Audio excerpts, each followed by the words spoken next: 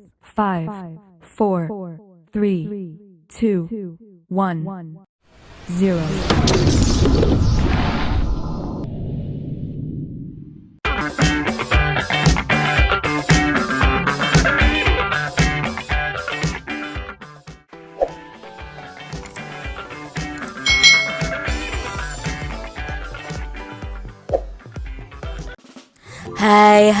Hai. Selamat datang di channel YouTube Kak Citra. Apa kabar adik-adik semuanya? Kak Citra berharap kalian dalam keadaan yang baik, sehat dan siap untuk belajar ya.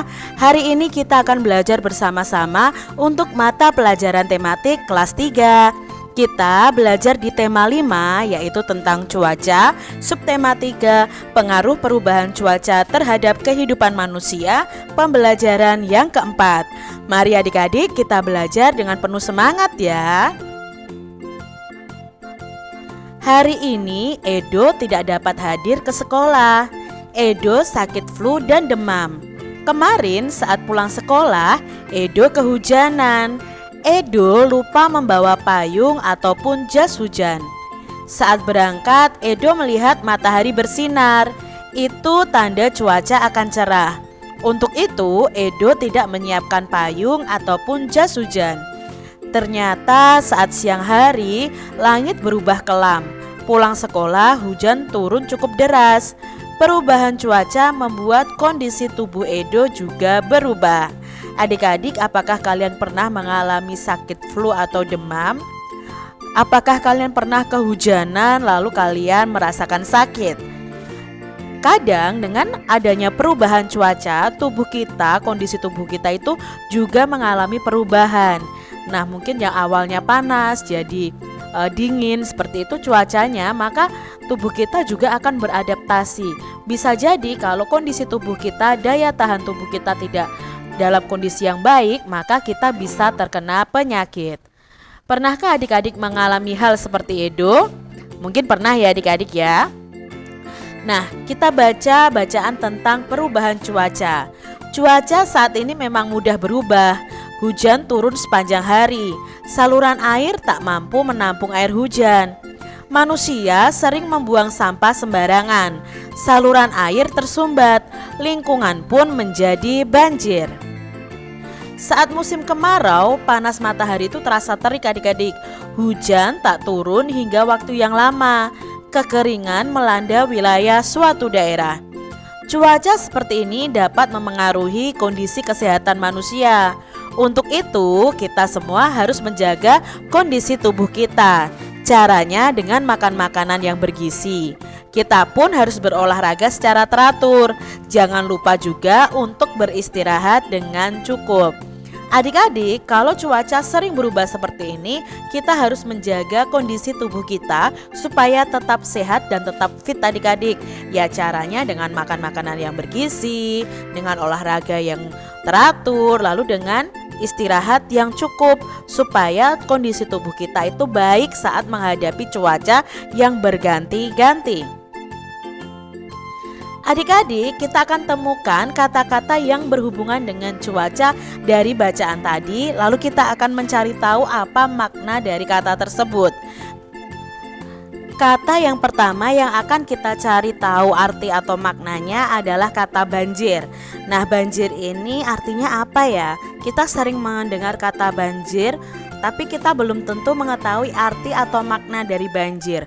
Nah, banjir menurut Kamus Besar Bahasa Indonesia itu artinya air yang banyak dan deras, kadang meluap. Nah, di sini ya, airnya meluap sehingga membanjiri perumahan. Begitu ya adik-adik ya.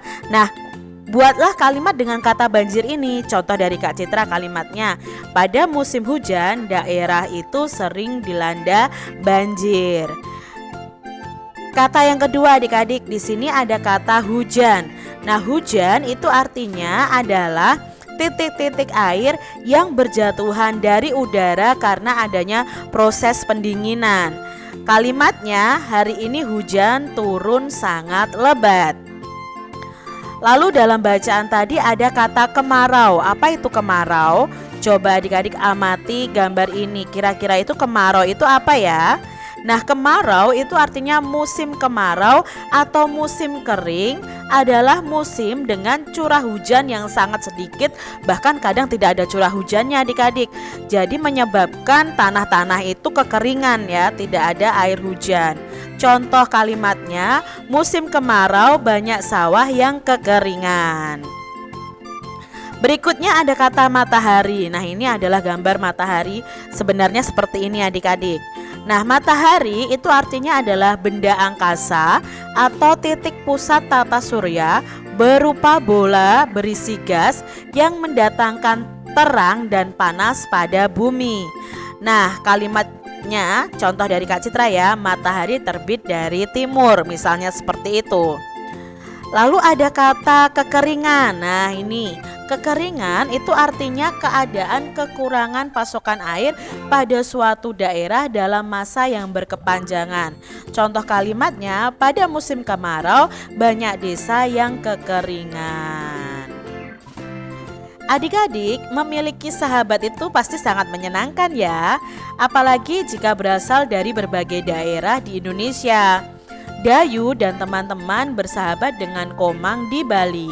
Mereka akan membantu para pengungsi Gunung Agung Bali. Mereka telah menggalang bantuan dari warga sekolah.